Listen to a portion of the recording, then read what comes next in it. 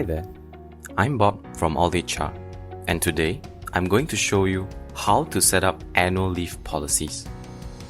First up, let's locate the Leaves module on the left menu. Click to expand it, and there will be a Policies section. You'll arrive at a page and see a list of leave policies. altHR comes with default leave policies for companies who are new to the HR world. But for this video, let's create a unique annual leave policy catered towards contract workers. Click on Create Leave Policy and select Annual Leave. Select Create Policy and you'll be directed to a new page.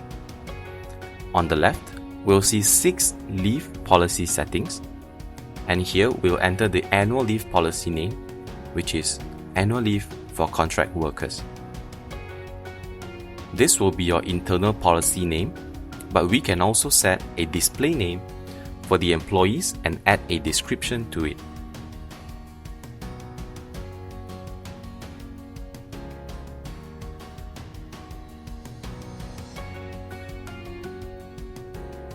Next, we see 2 important settings which are Require Attachment and Require Description. These settings are usually more appropriate for sick leaves, where employees should upload their MC and write a description of their sickness. However, if your company requires an attachment when employees are applying for annual leave, for example, a booking confirmation for their vacation, you may also do that. Employees are able to upload their attachment using the altHR mobile or web app.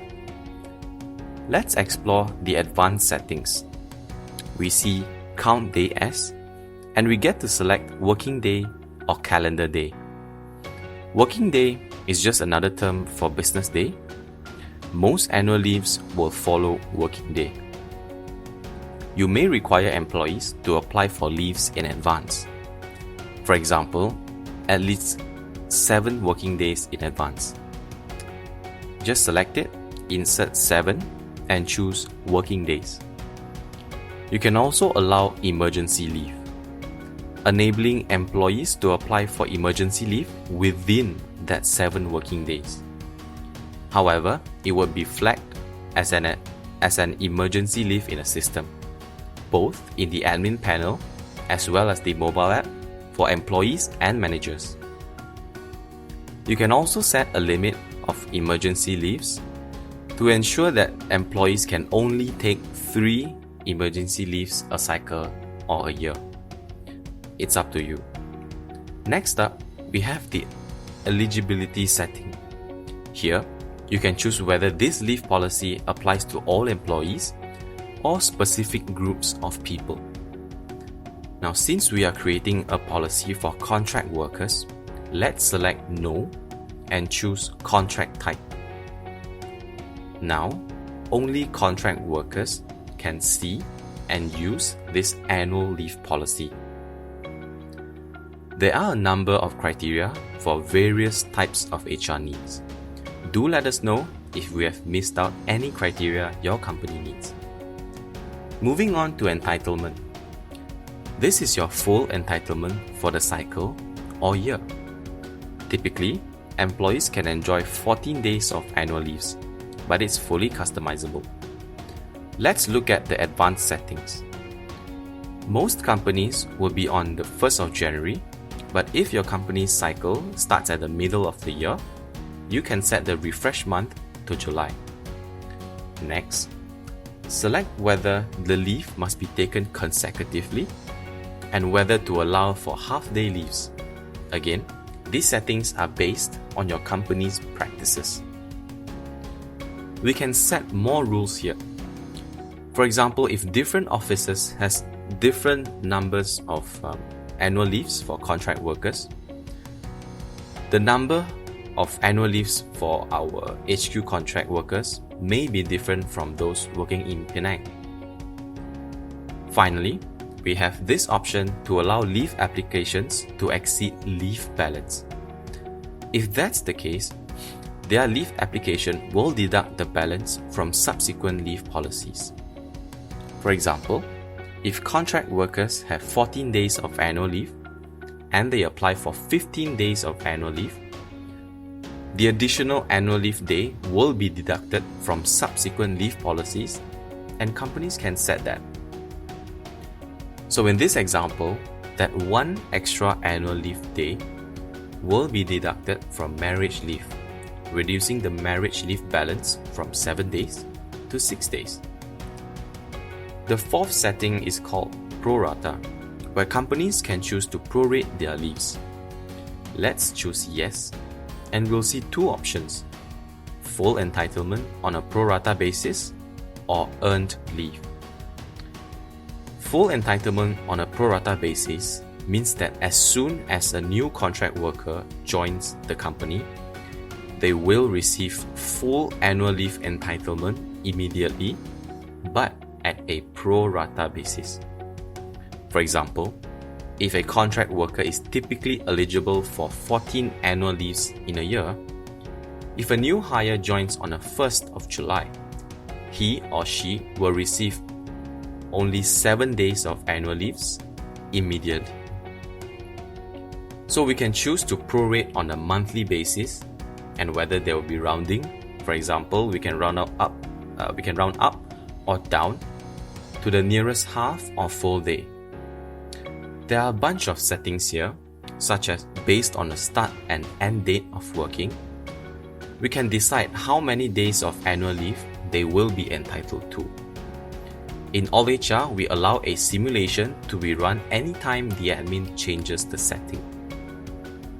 For example, if we see a contract worker joins on this date, this is how many days of annual leave they will be immediately entitled to. If we round up to the nearest 0.5 days, the simulation changes. Earned leave, on the other hand, the new hire will not immediately receive their leave entitlement. If the new hire has completed X amount of days, only then he or she will receive X amount of leave entitlement. For example, the new hire will have 0 annual leaves on the first day, and after working for 2 months, he or she will be entitled to 3 days of annual leave balance to be utilized moving forward. We can choose whether this applies to the contract worker's first cycle only or every cycle. And again, rounding up or down is available. There are a bunch of the same configurations here, such as based on the start and end date of working. We can decide how many days of annual leave they will be entitled to. And again, any changes to the rules will be reflected in the simulation below. Have a look at the simulation section and make adjustments as you see fit according to your company's policies. We can allow the system to prorate entitlement when leave entitlement increases. So when contract workers' annual leave entitlement increases, should it be prorated, or should they be given the full entitlement immediately? If you enable the prorate entitlement setting, you'll be able to go through a simulation of the entitlement increase as well, in order to get a clearer picture of the policy setting. We can also toggle if we want to send a congratulatory email to employees on their anniversary, and it is a nice way to boost employee morale and loyalty. The fifth setting is on carry forward leaves. If you do allow these annual leaves to be carried forward to the next cycle or year, select yes, and there will be a few settings for you. The first option is to choose between automatic and manual carry forward. We'd recommend the automatic option, as you'll just have to set it once and leave it to run automatically moving forward. Choose whether the carry forward limit applies to all employees or based on the entitlement table that we have set up earlier.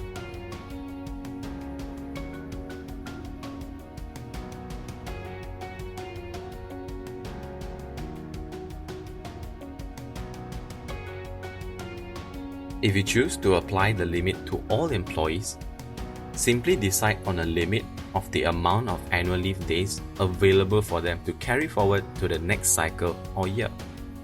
For example, you may want to limit the amount of carry forward leaves to 10 days.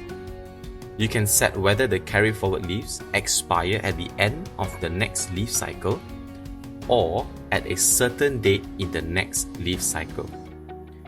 If you choose the second option, please specify the exact date as the expiration date for the carry forward leaves. Both options allow admins to decide whether carry forward leaves expire on a tiered basis. If the answer is yes, please specify the leaves days and expiry dates. For example, the first 5 days may expire at the end of the first quarter, subsequently 3 days at the end of the second quarter, and the remaining balance to expire at the end of the third quarter.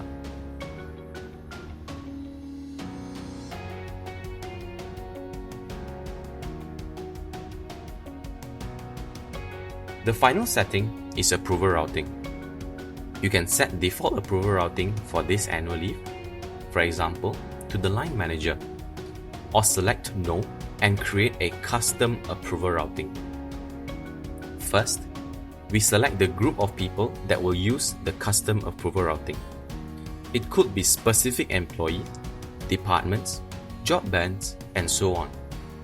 For example, we'll select a job band, which is Engineering Manager. Next, select who will be the approver for this leave policy, such as the head of division.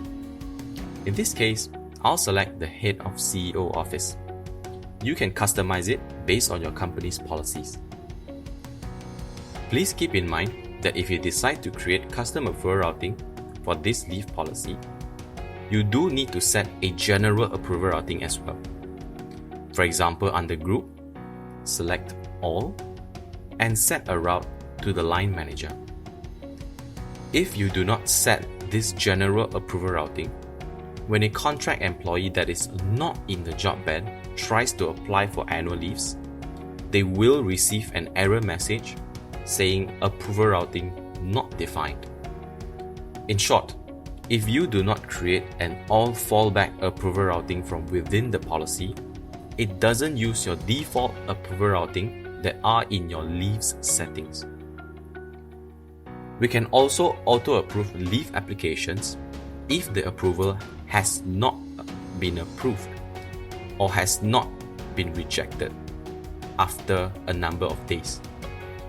For example, after 30 days, if the leave request is not approved or rejected, it will automatically be approved. Now that we are done creating the leave policy, let's click on Confirm and you'll be able to see the newly added leave policy there. If you are having issues with this feature, reach out to our support team and we'll be happy to help you further. Thanks for watching this video and thanks for being an altHR customer.